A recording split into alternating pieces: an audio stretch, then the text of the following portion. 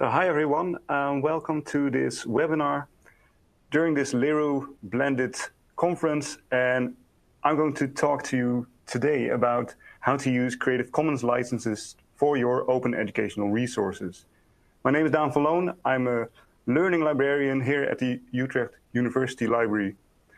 And today this is my studio. Big thanks to the Teaching and Learning Lab for allowing me to present here. And let's dive into things. Hi. I'm going to talk to you about two subjects today. The first part will be about Creative Commons licenses and what they are and how they work. And the second part will be mainly about the practical side of things. You'll encounter, or you will already have encountered, or you will encounter that your institution or somebody else tells you to just use a Creative Commons license to open up your educational material. This sounds very simple and sounds very nice, but it is up to you to know what kind of license you want to choose. And talking about open educational resources is talking about opening up your educational materials so that other people can use them or reuse them, redistribute them. And it's very important that you have an understanding of what Creative Commons licenses can do for your work. So I'll just start off explaining the different kind of licenses, and then we'll have a short Q&A. And then after that, I'm going to talk about the practicalities. So the practical side of things, what happens when you want to reuse material from others in your open educational resource, and what kind of license do you need to use. So let me just start, like any good explanation, by starting with an exception. And that's the first license that I'm going to discuss, and that's the so-called CC0. The CC0 license, so a Creative Commons 0 license, actually isn't a license. So I'm starting my talk by explaining something that isn't a Creative Commons license, but it's actually a waiver. If you put a CC0 on your material, you are waiving your copyright away. You're putting the document that you publish in the public domain, and anybody can use, reuse, redistribute, do whatever they want with the material, for you have waived all your rights. There are some pros and cons to this. It is, as you can imagine, the most easy way to open up your educational material. If you use this kind of waiver, then nobody will encounter any obstacles in using and reusing your material. Then again, you don't have any control whatsoever about what somebody does with your material. It is, you've waived your rights, so you don't have any copyright to rely on. And that's where the true licenses kick in. And Creative Commons allows 4 different kinds of licenses, and you can stack them together. And a license is, in a sense, is a link between you as an author with somebody that wants to use your material. And the license is about this part. So a license is a bond between the reuser and the author, and it tells you something about the kind of thing that is allowed and the kind of thing that isn't allowed in this reuse situation. A CC0 waiver actually denies this route. So it just says you are no longer a party in the use or reuse of the material. As long as you use one of the other licenses, you have a license between you as the author and the reuser. And I'll start, and I'll take another fancy color, with the basic license there is, and that's the CC BY.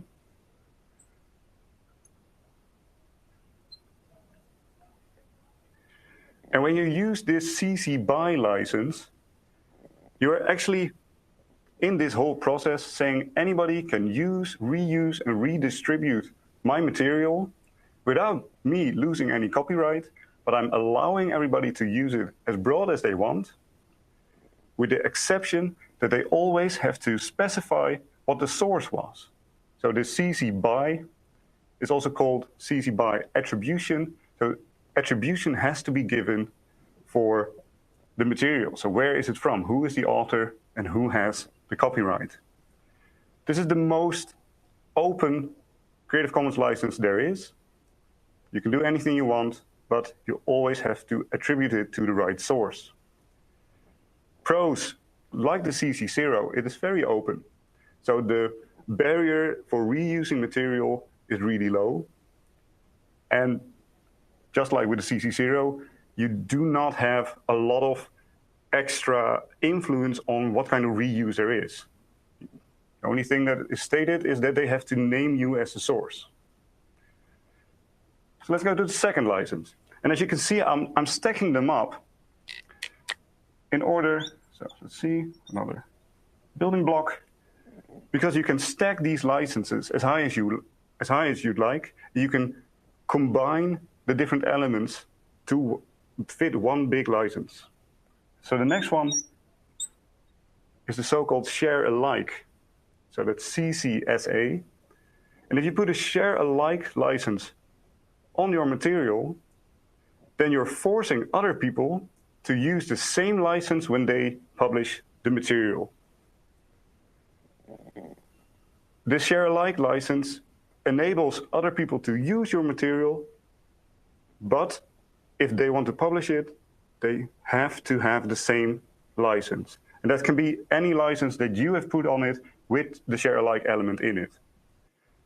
Pros and cons for this license is that it's still very open, and it actually forces other people to open up their material as well. If they reuse your material to redistribute, or they add your PowerPoint presentation to one of their own, and then if they want to publish it, they have to be equally open as you are.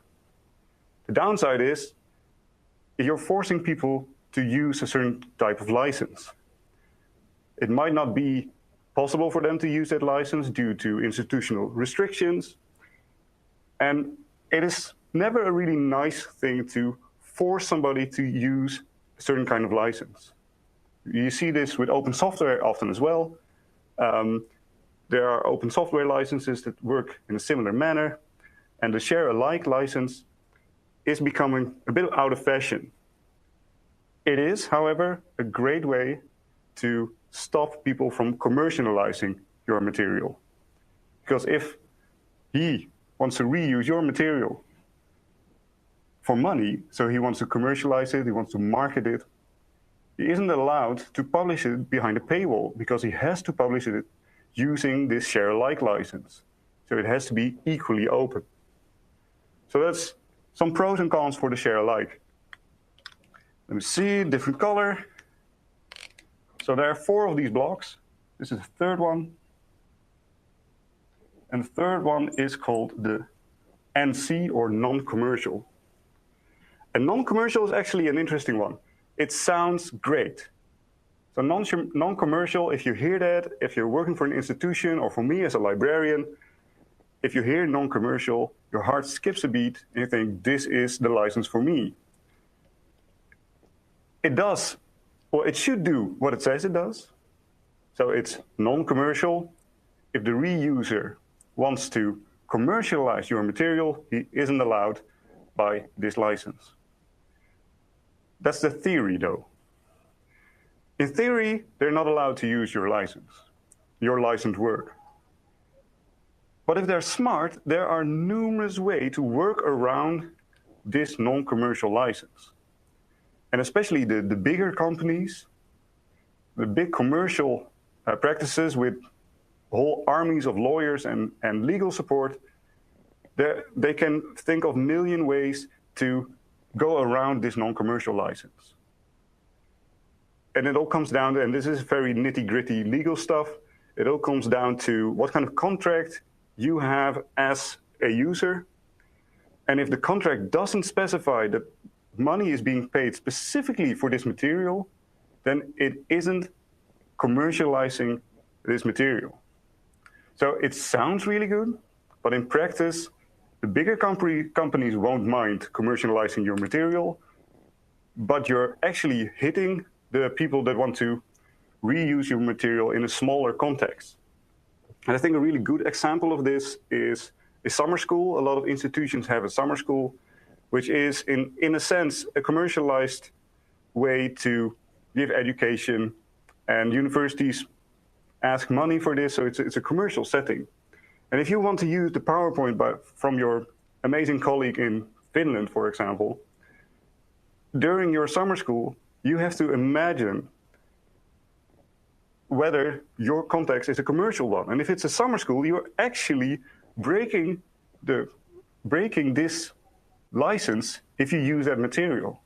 So you're not hitting the people that you'd like to hit with this non-commercial, namely the big companies that want to market your educational resources, but you're actually hitting your colleagues. So for educational resources, NC is a pretty closed off one, and I wouldn't really recommend it, although it does feel really well. I think the share alike license actually does more for stopping commercialization, because you're forcing people to, if they publish work based on your work, so reused, then they have to publish it open, so they can't put it behind a paywall. Right, so now the last one. Let's see, my fourth color.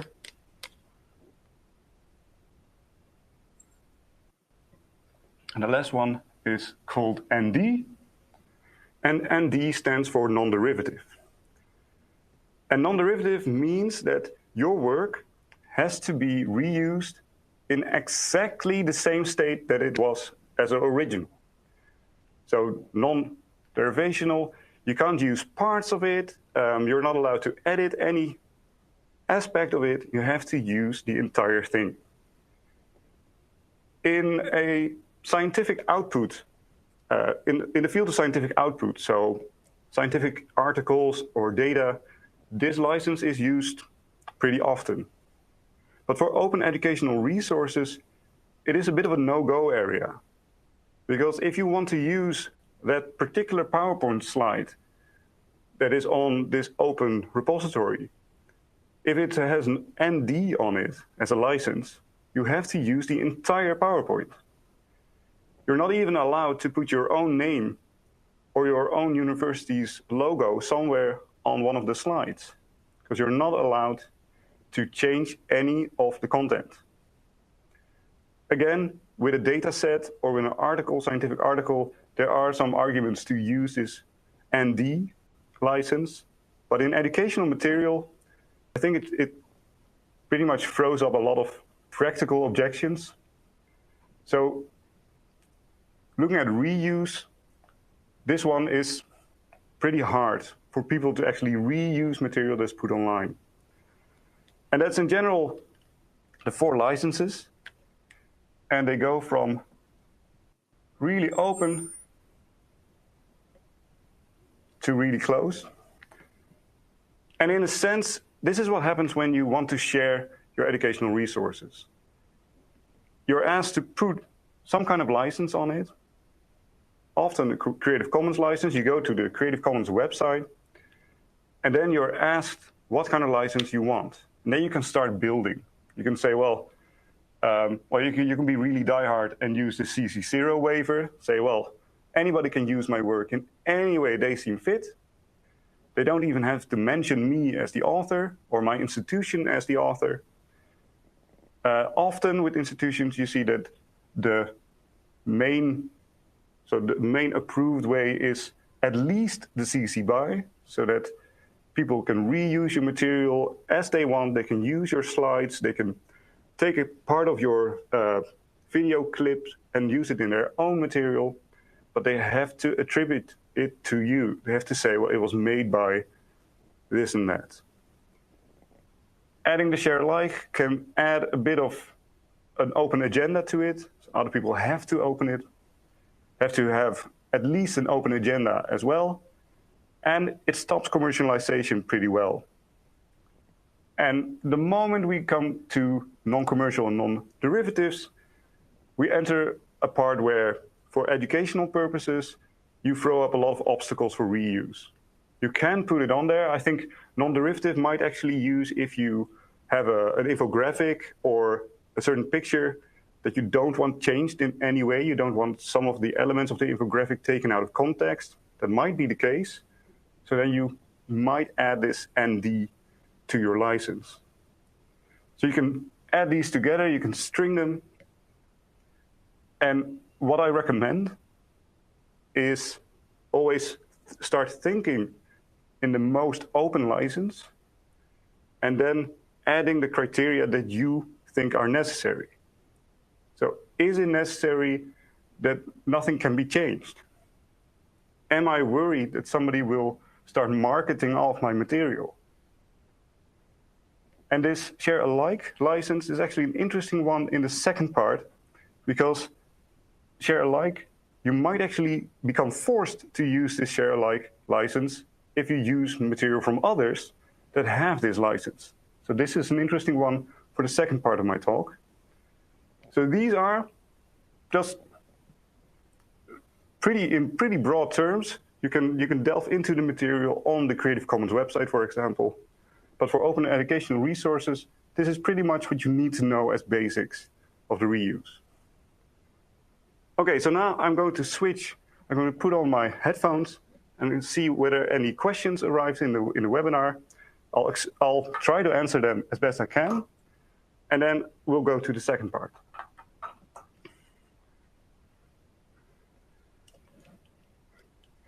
So let's see. Jere, are there any questions so far? Hello, Daan. There doesn't seem to be any questions on the text chat, but I would like to ask you about the Creative Commons seems to be very established in the educational field.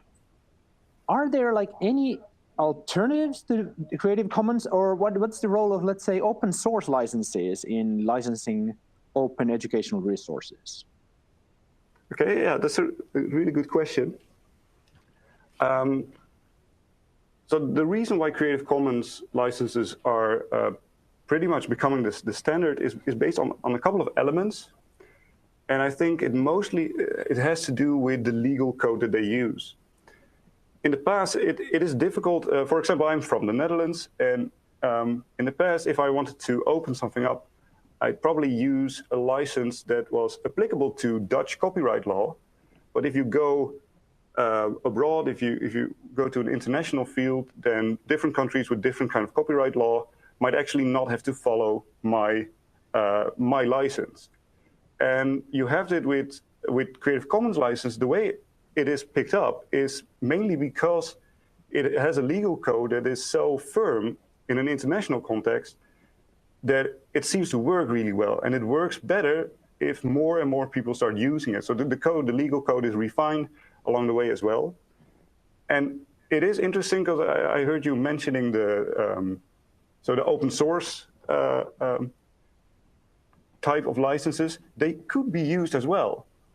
I think the convenience of these Creative Commons licenses and the way you can stack them together adds a lot for educators that want to open up their work. But there is no reason why you could not use another type of license. It's just convenience, I guess. So does that answer your question a bit, Jere? Good. Very well, actually. Yes. Thank you. Since there are no more questions at this moment, maybe we could move to your second part and see if there are more questions after that. I'm sure I might have some myself after the second part. Okay, great. So let's go into the second part. So these are the basics. And in an ideal world, you would only share your educational material if you've made it all by yourself. You are the sole copyright owner of your material. In an ideal world, that's the case. You have no worries whatsoever. You can just choose your license, upload it, and nothing is wrong. In practice, though, and especially the coming years, so open education is starting to grow. It's getting bigger and bigger.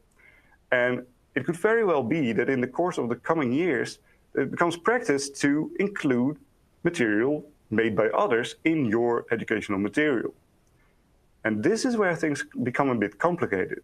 And this is actually why a lot of people do not want to open up their educational material, because they use, for example, a picture made by somebody else, or they use a graph that is actually part of another presentation that they saw sometime and they reused. So this reusing and adapting of other people's material is already happening right now, be it your colleagues' material or material from a seminar or a conference or from anywhere else. And that complicates matters, because you have to be aware of the licensing and the copyright behind those pictures and those graphs and those slides. It becomes easier when everybody uses the same type of license. So, and that's a part of what I talked to Jere about just now as well. If everybody uses Creative Commons licenses for educational material, then it becomes easier to mix and match what kind of material you are and are not allowed to use. And there are two metaphors that I want to discuss that actually indicate how you can use and reuse material. And the first is a microwave mule. Let's see, I'll just make my version of a drawing of a microwave mule. So this is the entire mule.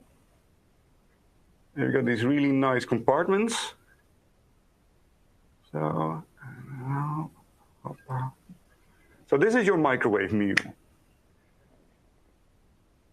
3 different types of food in one package. You put it in your microwave, the microwave says ping, and your meal is done. If you imagine your educational resource as a whole, then you can reuse different kinds of elements without mixing them. So we have a bit that has share alike on it. And let's see, we have a bit that says non-commercial. And the top one will just say has CC BY. So you, as an author, are reusing material by others with different types of licenses, and you're not mixing them, but you're selecting them in one bigger selection. You can actually say, all right, this whole meal, and I'm being really open. I have a really open feeling today. This whole meal will be CC BY. So you can actually eat the whole meal. You can reuse the selection on the CC BY license. You should, however, if you eat this part, so for example, there are some peas in here. If you want to eat the peas, you actually have to adhere to the NC license that's on that. So in your material, for example, if this would be a PowerPoint slide and you have the slides that have an NC license on it, you have to specify it in your PowerPoint. This material is CC NC. So although the entire set can have a CC BY license, you're allowed to do that. You can specify with each section what type of license underlies it. So this is the easiest way to use material by others without having to worry a lot about how you can actually mix these different types of licenses together. There are some drawbacks. The reason why this works is because they are completely separate. And anybody with educational experience will immediately realize that it's not always possible to keep different elements so separate from each other.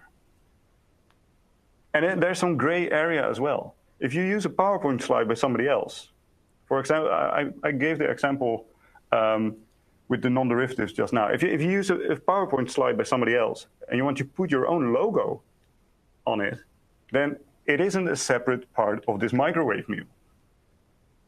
So, for example, you use 4 slides from this university that has non-commercial on it. You use 6 slides from another university that has share alike on it.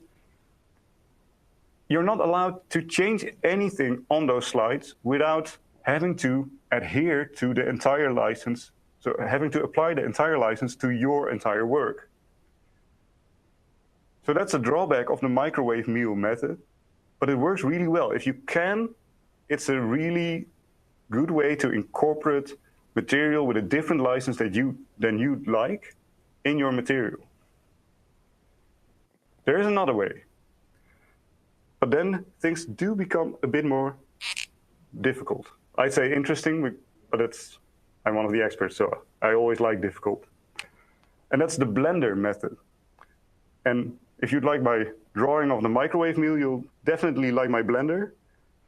Let's see, something like this. Something on top. No, and a power string.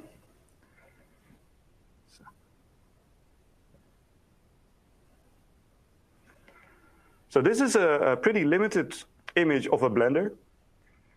And this blender actually is a metaphor for throwing all kinds of material inside.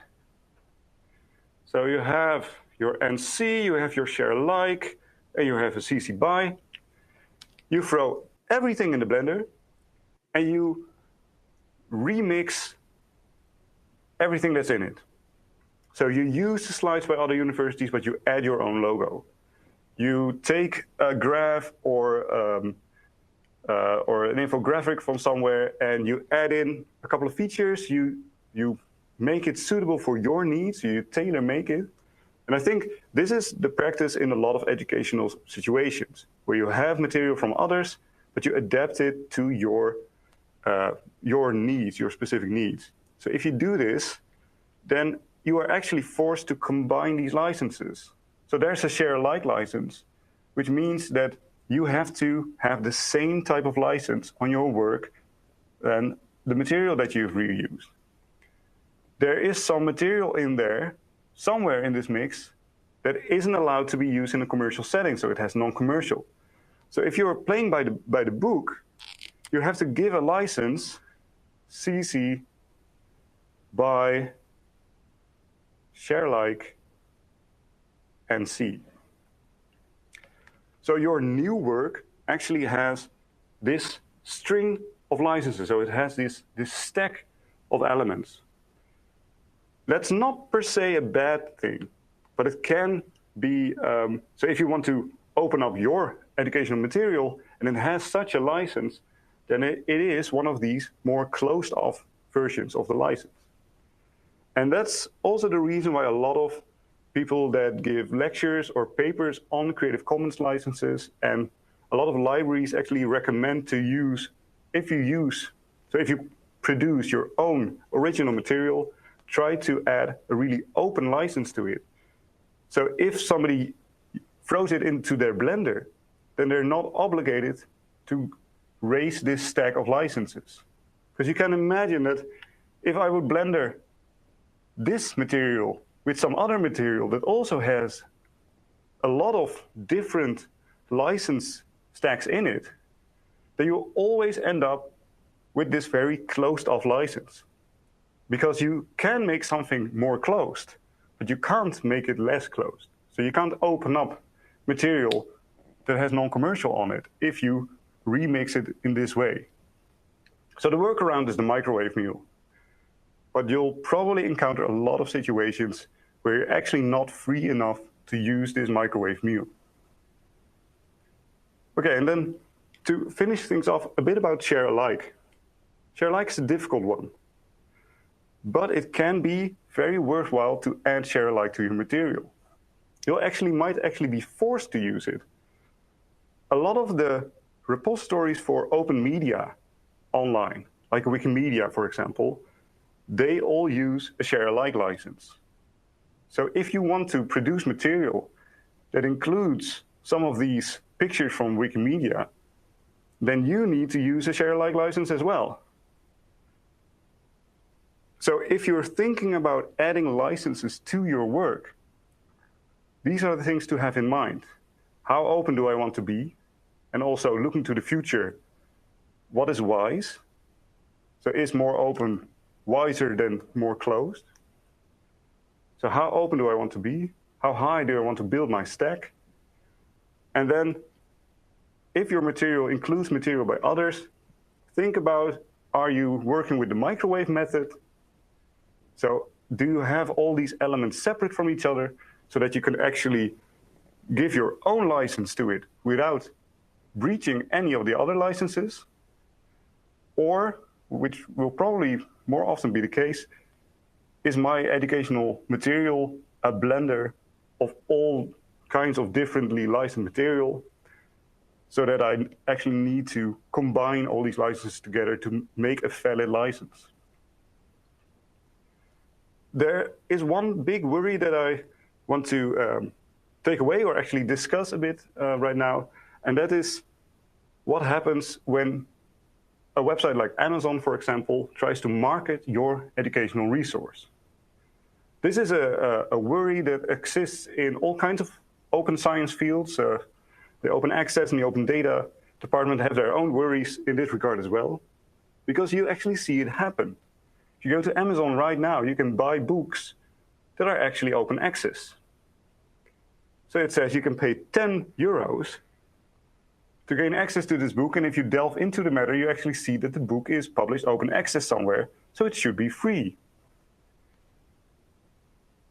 This is an interesting situation, because so even if you put a non-commercial on it, Amazon can actually sell the selection of works. So that's a bit of the microwave method. So if they use 5 open access books that are free to use, but they sell you the selection of these 5, so you can buy the bundle, then they're actually allowed to ask money for it. And if you pay it, you're not paying for the material, but you're paying for the selection. And that's why we will not be able to stop parties like Amazon. And it's not Amazon that is doing this, but it's third parties that are putting it on Amazon to sell it. We will never be able to stop that completely. It is, however, obligatory for these entries to reference the material, to have this. If they have at least a CC BY license, they are obligated to put down the link and the attribution to the original work, and that is free to view. So although we can't stop these things from occurring, it is, for us, really good to keep thinking about what am I buying, and reading the fine print, which isn't always that nice, but it might actually be necessary in this context. So always be aware that although you're buying a bundle, some of these works might actually be open up. And it should always specify that. If they don't specify it, then they're actually breaking this copyright, this license agreement between the author and the user. Okay, so that's pretty much what I want to tell about the practicalities. Oh, just one more thing, and then I'm actually done. If you heard this and you think, I want to know more, or I want to gain just a little bit more practical information in the basis of where do I need to go to get a license, and where do I need to put my license? You can find a lot of information on the Creative Commons website. So if you Google it, you'll immediately find it. It has a lot of helpful links and helpful information.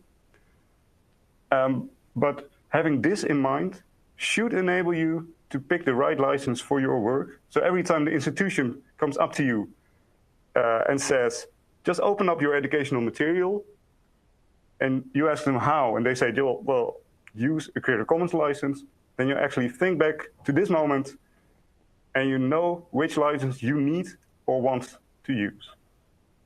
All right, so I'll get my headset again, and I'll ask Jere if there are any more questions.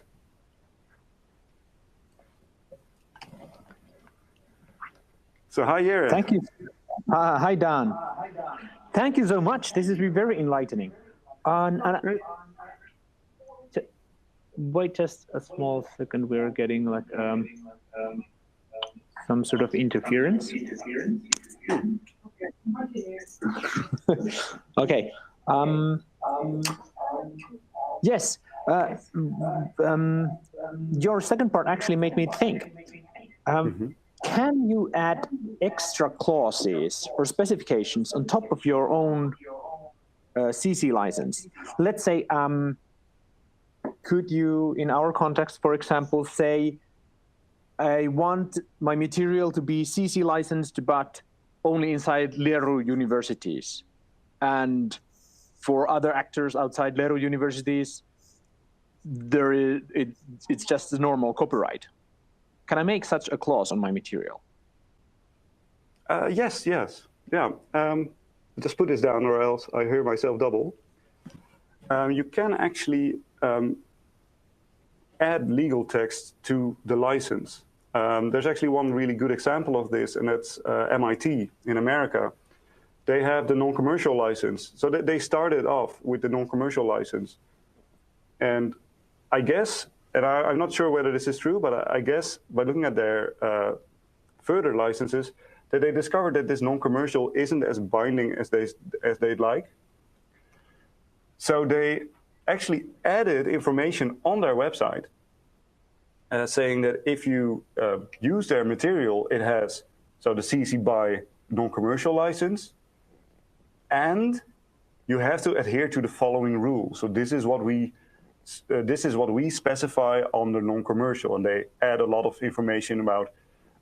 So they broaden the non-commercial sense in order for companies to not be able to commercialize by going around the specific legal text on non-commercial.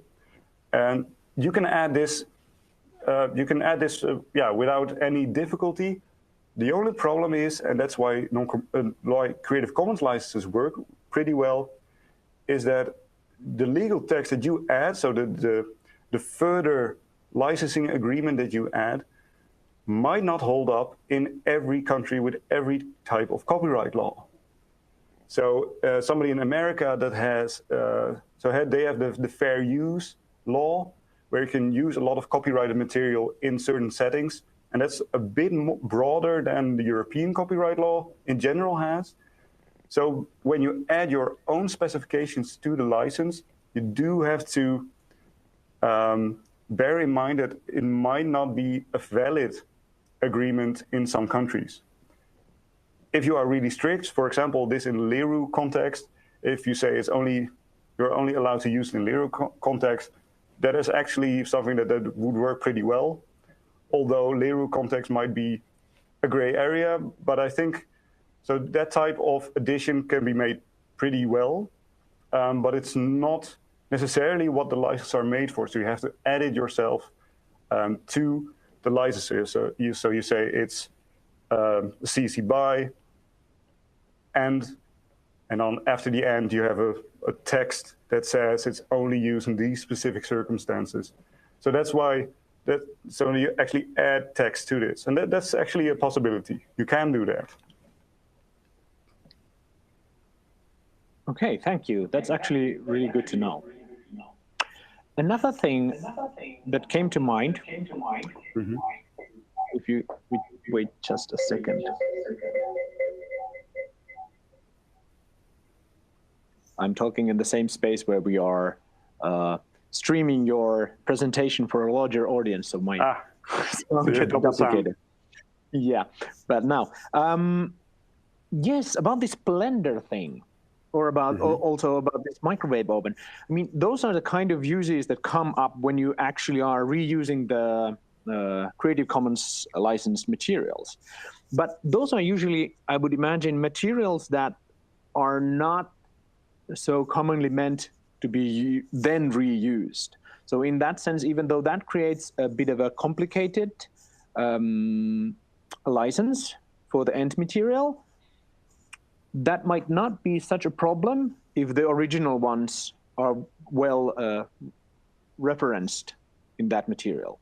So anyone coming to this blended material thing still can find the original materials, which then also made me think the more complicated the material comes, not just by licenses, but by the content itself, the more kind of mixed content it has, generally that would not be very easily reusable, which means that there's like a whole art for creating that kind of open educational materials that can be easily reused. And this is, of course, not so much of a license question, but something that comes with the licenses as well. So if you really want to create Creative Commons licensed open educational materials, I would imagine it's probably a good practice to make them quite modular, right? So or quite compressed, that this material only contains this and this bit. So, for example, if you have a very large material that you have created yourself, to sort of chop them into smaller bits that can be easily reused, just sort of like this kind of module by themselves. I'm not sure if this is like that's very true. And I think if you look at the licenses, I said that just before, that choosing the most open license will enable reuse far more than choosing a closed-off license.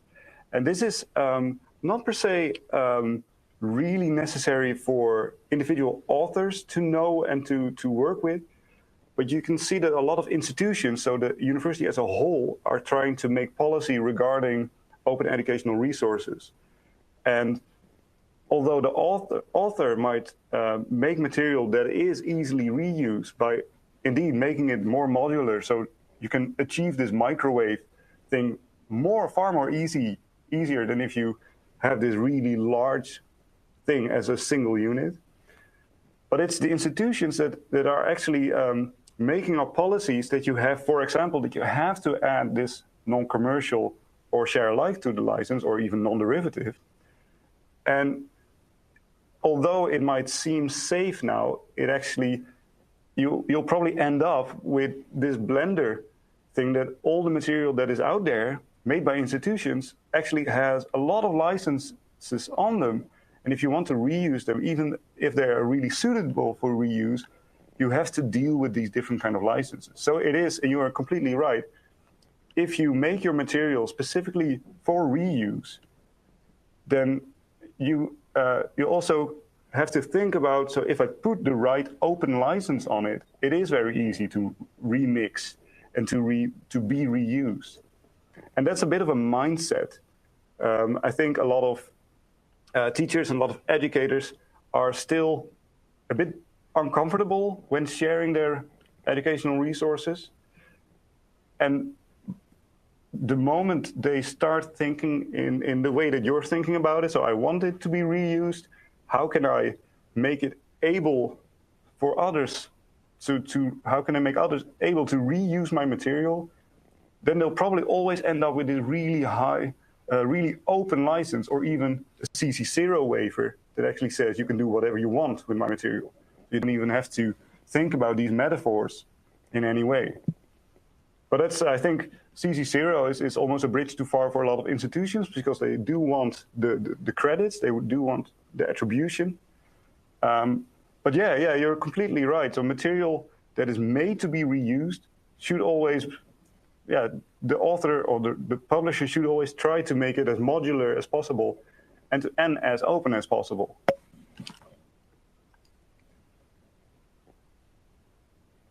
So does that answer your question a bit, Jere? Very much so. Great. Thank you so much, Daan. We don't have any more questions at the moment.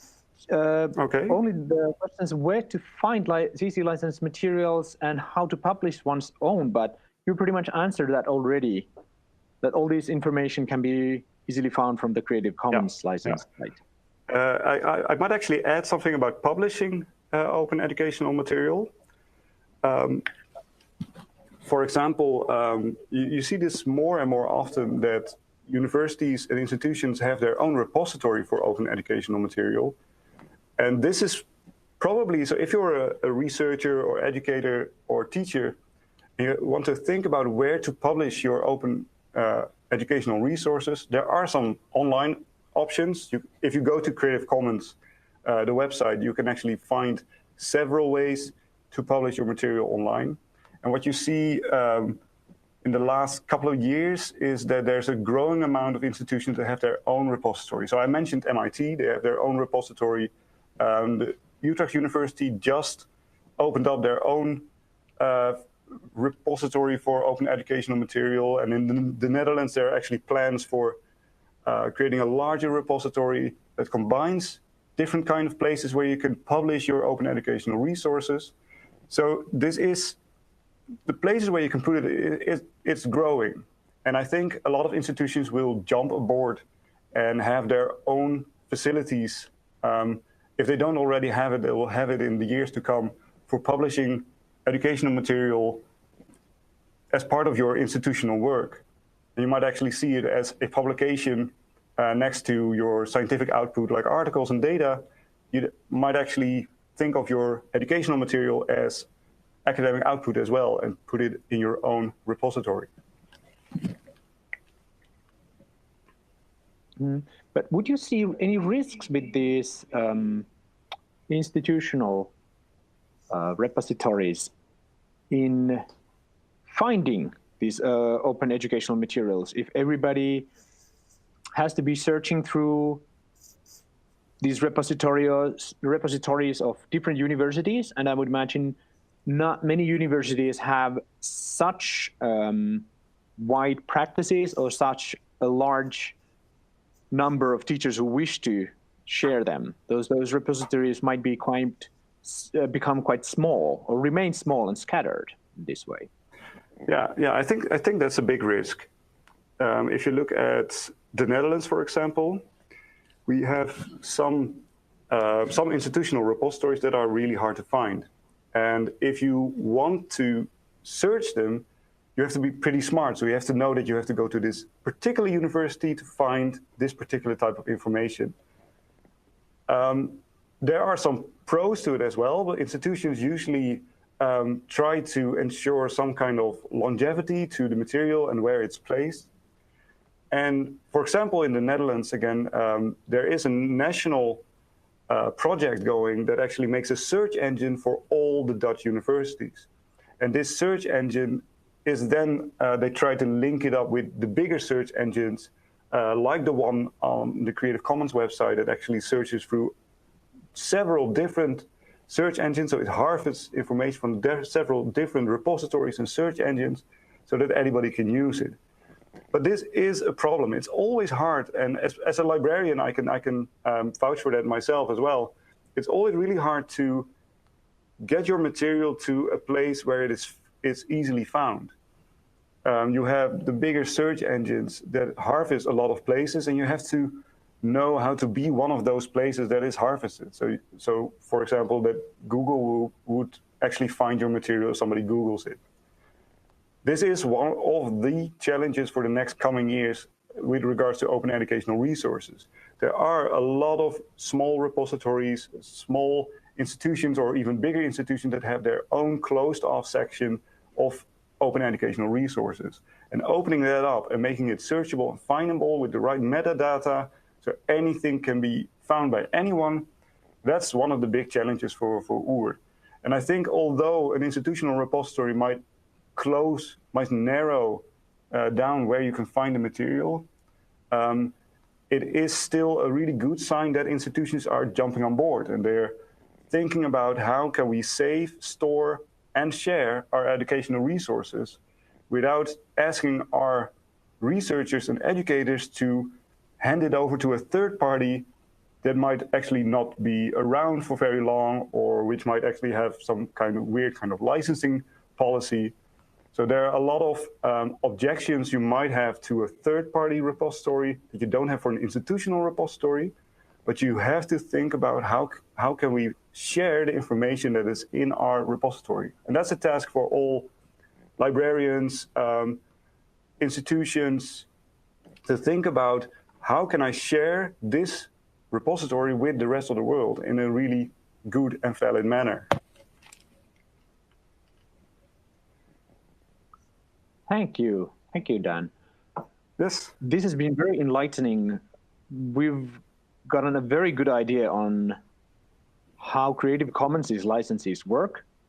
And also, I think we've touched some very interesting questions going forward with using Creative Commons licenses and open educational materials in general.